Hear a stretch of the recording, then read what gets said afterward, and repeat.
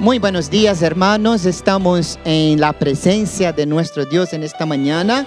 Hoy nuestro culto es un poquito diferente, aunque si Dios quiere el próximo domingo estaremos, eso sí. Quisiera antes de comenzar el culto recordaros que no debemos bajar la guardia, no debemos relajarnos, ¿verdad?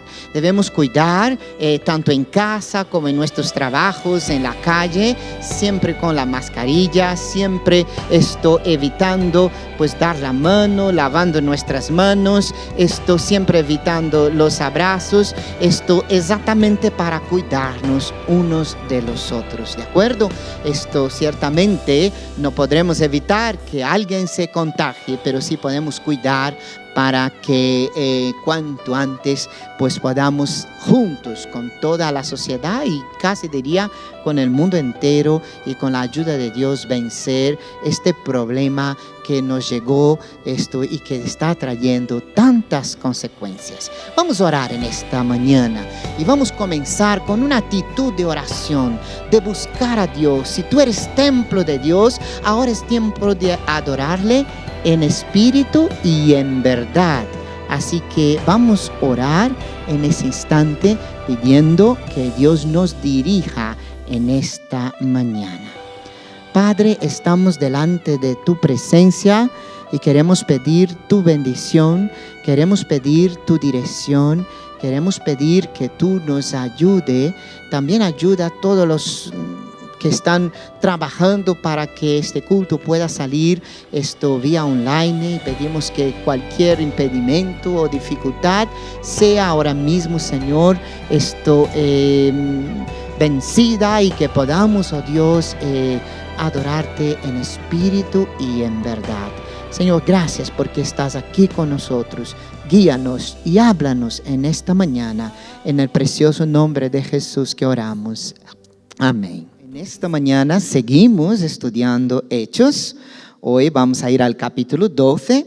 Espero que los hermanos hayan leído en su casa y eso va a ayudar mucho más y a poder entender la palabra de nuestro Dios. Pero quisiera enfocar el tema de esta mañana. Nuestra lucha es espiritual.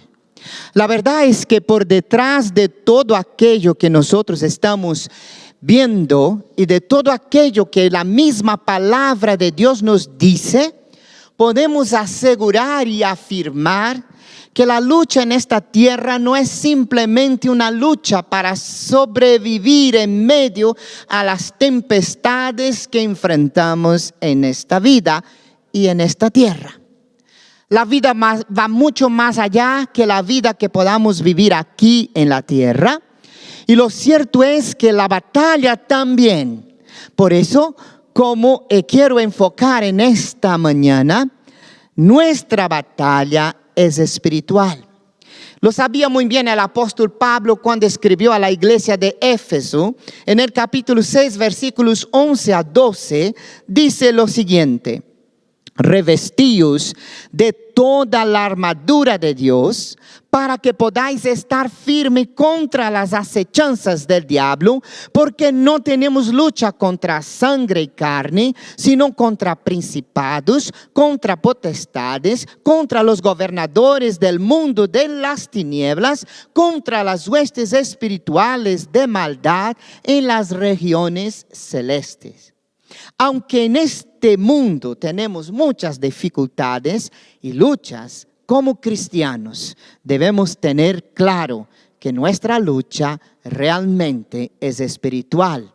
El apóstol Pablo nos habla en 1 Corintios capítulo 9, verso 25 a 27. Dice: todo aquel que lucha ejercita dominio sobre todas las cosas. Ellos, a la verdad, para recibir una corona corruptible, pero nosotros incorruptible. Así que yo de esta manera corro, no como a la aventura. De esta manera lucho, no como golpeando al aire, sino que trato con severidad mi cuerpo y lo reduzco a servidumbre, no sea que, habiendo predicado a otros, yo mismo quede desaprobado. Ese texto es muy revelador y para nosotros creyentes nos revela también que no solamente hay coronas en esta tierra y que quizás no debiéramos buscar ni siquiera las coronas de esta tierra si no buscamos en primer lugar la corona incorruptible que Dios ha preparado para cada uno de nosotros. Y también nos muestra que para luchar hay que saber a dónde dar los golpes certeros y que no debemos ser de alguna manera ingenuos, dando golpes por toda parte sin tener verdaderamente el objetivo por el cual Dios nos ha llamado. Nuestra vida, espíritu y cuerpo deben estar sujetos al servicio del Señor para que en todos seamos agradables a Dios. Hay oportunidades en las que debemos abstenernos de hacer algo que deseamos para hacer lo que Dios desea. Hay oportunidades en las que debemos de alguna forma buscar con mucho más ahínco cuál es la voluntad de nuestro Dios. La meta individual determinará la disciplina y la negación que debemos aceptar. Si una meta o sin ninguna meta, la disciplina no es nada más que un autocastigo. Con la meta de agradar a Dios, nuestra negación no es nada comparado con la recompensa eterna que vendrá y que será nuestra. En Hechos, capítulo 12, ahora sí entramos en el capítulo que nos concierne en esta mañana, versículos 1 a 5, dice lo siguiente. Por ese entonces el rey Herodes echó manos a algunos de los de la iglesia para maltratarlos. Y mató a espada a Jacobo, el hermano de Juan. Viendo que esto agradaba a los judíos, procedió a prender también a Pedro. Eran entonces los días de los ácimos. Y después de arrestarlo, lo metió en la cárcel, entregándolo a 4 piquetes de soldados para custodiarlo.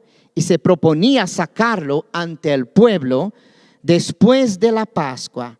Así que Pedro estaba custodiado en la cárcel, pero la iglesia hacía ferviente oración a Dios por él. La batalla no había terminado, ni siquiera había dado tregua. ¿Os acordáis que estamos en momentos de persecución en esta primera iglesia? Y ahora los apóstoles, sin duda, eran meta de persecución. Herodes Agripa, gobernador de Galilea, Perea, Judea y Samaria, se puso en contra de los cristianos a fin de complacer a los judíos, a los líderes judíos de la época, los que se oponían de alguna forma a él, esperando a través de esto afianzar su misma posición, su corona de poder en esta tierra. Y cuando veo esto, quisiera reflexionar primeramente que cuando uno está en batalla, siempre hay un riesgo. Los Herodes simbolizaban el ataque implacable de Satanás sobre la iglesia. Herodes el Grande, abuelo de había intentado matar a Jesús. Su hijo mandó matar a Juan el Bautista. Su nieto ahora decapitó a Jacobo y ahora tenía también encarcelado a Pedro para de alguna forma también dar fin a su vida. Ese Jacobo era hermano de Juan. Fueron de los 12 discípulos originales que siguieron a Jesús. Y hay un hecho con respecto a Jacobo que me llama mucho la atención en el Evangelio de Marcos, capítulo 10, 35 a 40. Dice que Jacobo y Juan, los hijos de Zebedeo, se acercan a él, a Jesús, diciéndole: Maestro, queremos que nos haga lo que te pidamos. Y él les dijo: ¿qué queréis que os haga? Entonces ellos dijeron: concédenos que en tu gloria nos sentemos uno a tu derecha y otro a tu izquierda. Pero Jesús les dijo: no sabéis qué pedís. ¿Podéis beber la copa que yo bebo y ser bautizados con el bautismo con que yo soy bautizado? Y ellos dijeron: podemos. Entonces Jesús les dijo: la copa que yo bebo, beberéis, y con el bautismo con que yo soy bautizado, seréis bautizados. Pero sentarse a mi derecha o izquierda no es mío darlo, sino a aquellos para quienes ha sido preparado. Es interesante pensar en este momento, en la situación. Jacobo había sido decapitado, pero ese texto nos recuerda algunas intenciones allá en el principio que había en el corazón, y nos revela también algunas cosas que sucederían con él. Primero, ellos estaban al principio digo, luchando por una corona humana. Mira qué bueno, quería uno y otro sentarse a la diestra y a la siniestra, a derecha e izquierda de nuestro Señor Jesucristo. ¿Quién no quisiera? Yo también quisiera estar a sus pies, a su derecha o a su izquierda. Pero el Señor entonces les advierte y les dice: escuchad, vosotros no sabéis lo que pedís. ¿Acaso podéis realmente tomar mi copa y ser bautizado con el bautismo que yo voy a hacer? El Señor Jesús vino para dar su vida, y su copa sería levantada en una cruz, y su vida sería otorgada, dada, regalada para nosotros en aquella cruz. ¿Acaso estaban ellos dispuestos en busca de una corona humana? Y aunque no entendían aún, ahora el Señor les dice: sí vas a ser parte de mi grupo y pasaréis por lo mismo que yo, porque verdaderamente estamos en una batalla espiritual. Y hermanos, os tengo que decir que no es ninguna broma. Así que ahora este Jacobo tomó la copa también, y había sido muerto en aquel momento. Eso me recuerda lo que el Señor Jesús había dicho antes de partir, hablando a sus discípulos en el mismo contexto, después de hablar con con Jacobo y con Juan. Él va a decir así: porque ni el Hijo del Hombre vino para ser servido, sino para servir y dar su vida en rescate de muchos. El fin es el rescate de una humanidad sufriente, perdida y sin Dios. Y esto solo es posible si, como pueblo de Dios, estamos verdaderamente dispuestos a servir. El segundo aspecto que quisiera compartir es que la oración es una de nuestras mayores, si no la mayor arma que Dios nos ha dado. En el mismo contexto, la iglesia está sufriendo porque Pedro está preso, custodiado, según el texto de Hechos 12:5. Así que Pedro estaba custodiado en la cárcel, pero la iglesia hacía ferviente oración por él. Hora tras hora, los creyentes agonizaban en oración, y cuando ya hicieron todo lo que podían hacer, Dios comienza a obrar. Y en este mismo texto, Hechos 12:6-15, dice así: cuando Herodes lo iba a sacar aquella noche, estaba Pedro durmiendo entre dos soldados, atado con dos cadenas, y unos centinelas delante de la puerta vigilaban la cárcel. He aquí una luz resplandeció en la celda, y apareció un ángel del Señor, el cual, golpeando el costado de Pedro, lo despertó, diciendo: levántate pronto. Y las cadenas se le cayeron de las manos. El ángel le dijo: cíñete y átate las sandalias. Así lo hizo, y dice: ponte el manto y sígueme. Y saliendo lo seguía, pero no entendía lo que estaba sucediendo. Por medio del ángel era real, sino que suponía estar viendo una visión. y pasando la primera y la segunda guardia, llegaron a la puerta de hierro que conduce a la ciudad, la cual se les abrió por sí misma. Y saliendo caminaron a lo largo de una calle. Súbitamente el ángel se apartó de él. Y Pedro, volviendo en sí, dijo: ahora entiendo de verdad que el Señor envió su ángel y me ha rescatado de la mano de Herodes y de toda expectación del pueblo de los judíos. Y reflexionando en esto, fue a casa de Miriam, la madre de Juan, el que se llamaba Marcos, donde muchos estaban reunidos orando. Cuando llamó a la puerta del pórtico, salió a atender una criada de nombre Rode. Y reconociendo la voz de Pedro, por causa del gozo, no abrió el pórtico. Ellos le dijeron: estás loca. Pero ella insistía que era así. Y entonces ellos decían: es su ángel. De repente, un ángel anestesió a 16 guardias y le soltaron las cadenas a Pedro. Pero Dios, ni Dios, ni su ángel hicieron lo que Pedro podía hacer por sí mismo. Él tuvo que ponerse las sandalias, ponerse el manto, prepararse. Incluso fue despertado para que se levantara y siguiera al ángel. No hubo nada que estorbara la fuga. Una puerta de hierro se les abrió de súbito, y las oraciones sinceras y perseverantes trajeron ahora la liberación del apóstol Pedro. Y hay una curiosidad para mí súper interesante aquí, hermanos.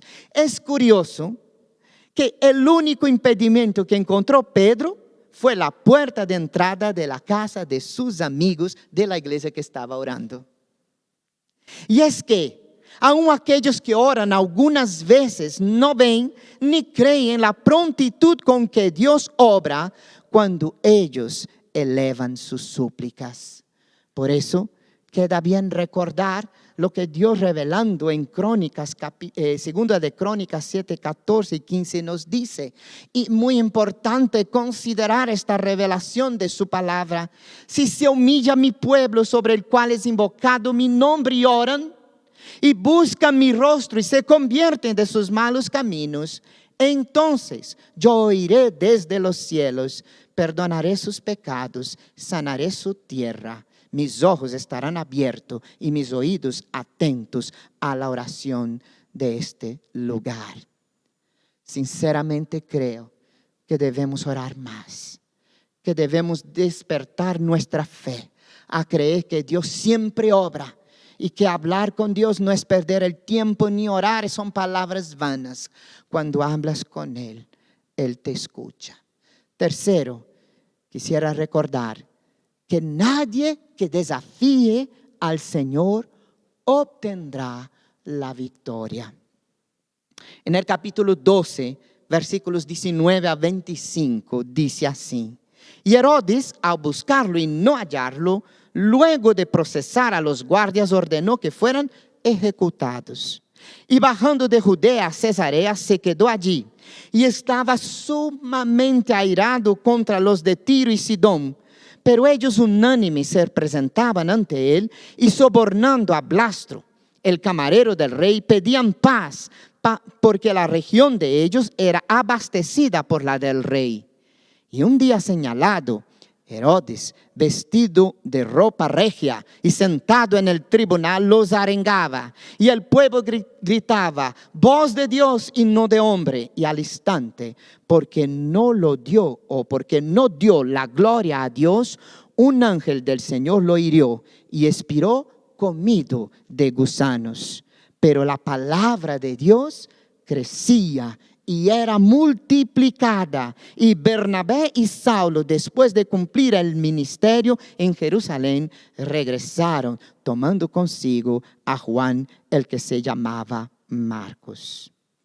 Herodes Agripa, el que buscaba ventaja de los líderes judíos, ahora está lleno de ira por todo lo ocurrido.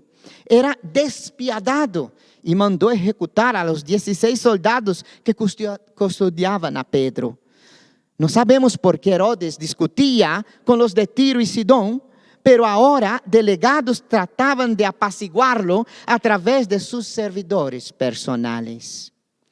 Josefo, un gran historiador judío, describe que en el segundo día del festival y de este encuentro con todos los de Ciro y Sidón, Herodes entró al anfiteatro vestido con una túnica de hilado de plata, y el sol destellaba sobre la plata y la gente gritaba que había llegado un Dios.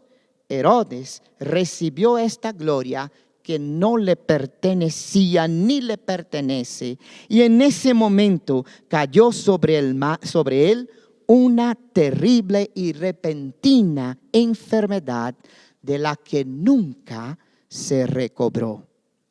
Muchos príncipes y muchas personas de este mundo, lejos de Dios gentil y pagano, reclaman y reciben honores divinos.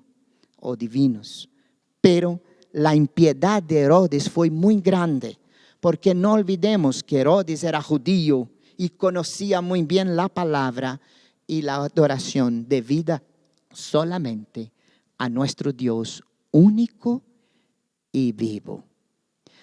Isaías capítulo 42 versículos 8, para aquel que no sepa recuerde, yo Yahvé dice, ese es mi nombre, no cedo mi gloria a nadie, ni mi alabanza a los ídolos. Así que quisiera concluir pensando en esos tres aspectos. La batalla es real. Preparemos de verdad. La oración es un arma potente. No dejes de clamar y de hablar con el Señor e interceder en la quebrada del muro, en donde el muro está roto. Estoy pidiendo a Dios sanación y salvación para nuestro pueblo, sea de nuestra península o en cualquier lugar que nos encontremos. Para que Dios pueda tener misericordia y para que el Evangelio sea llevado con poder a través de nuestras vidas todavía a las personas que no le conocen. Pero no olvidemos que en esta batalla, cualquier que desafía a luchar contra Dios, perderá. Cualquier que desafía decir que puede más que Dios, está necio y no entiende, ni siquiera tiene cordura para entender la verdad. Quisiera concluir pensando en algunas cosas, porque ese texto nos trae algunas preguntas. ¿Por qué Dios permitió que Jacobo muriera y salvó milagrosamente a Pedro? Es una pregunta que nos suscita aquí, a menos a mí. Hermanos, la vida está llena de preguntas difíciles como esta. ¿Por qué un niño tiene impedimentos físicos mientras otro es atléticamente dotado? ¿Por qué la gente muere antes de usar su potencial? ¿Por qué no interviene Dios, nuestro Dios, si es Dios Todopoderoso, para detener el dolor y el sufrimiento en este mundo? Estas son preguntas que quizás no podamos responder en esta vida, porque no vemos todo lo que Dios ve. Pero sí quisiera reflexionar en algunos aspectos, pensamientos solamente. Mirad, si Dios eliminara el sufrimiento en esta tierra, tendría que eliminarnos a cada uno de nosotros. Pues en la mayoría de los casos, 90% según los estudiosos, el sufrimiento es la consecuencia de nuestra libertad humana. Somos nosotros que hacemos el sufrimiento en nuestras decisiones mezquinas y tan lejos de la voluntad de Dios. El obrar de Dios puede ser un misterio para nosotros, porque el obrar de un Dios infinito no puede ser plenamente comprendido por la finitud y las limitaciones de todo ser humano. Nadie que ha vivido en esta tierra, con excepción de nuestro Señor Jesucristo, puede entender todas las cosas en su mente finita, aunque se proclame presidente del universo. Pero no olvidemos una realidad, y una promesa divina a la cual esperamos todos como iglesia y como pueblo. Aquellos que serán vencedores y que un día se acercarán y entrarán en el reino eterno y recibirán ahí su corona de vida. Dice en Apocalipsis capítulo 21, 4, y enjugará toda lágrima de sus ojos, y ya no existirá, ni habrá ni la muerte, ni habrá ya llanto, ni clamor, ni dolor. Las primeras cosas pasaron. Ciertamente, ni Jacobo, ni el apóstol Pablo pudo ver en su tiempo la victoria. Pero hoy nosotros somos parte de esta victoria. Hombres y mujeres fieles a Dios. No obstante, la victoria todavía no es plena. Porque mientras haya iglesia en esta tierra y pueblo de Dios aquí, debiéramos recordar que estamos en batalla. Tu finalidad como creyente y como siervo de Dios es mayor que vivir en esta tierra y atesorar todo lo que quieras para que cuando te vayas, hasta los tuyos malgasten y ni siquiera consideren tu esfuerzo. No es así. Nuestra morada, nuestra meta, nuestra victoria todavía llegará.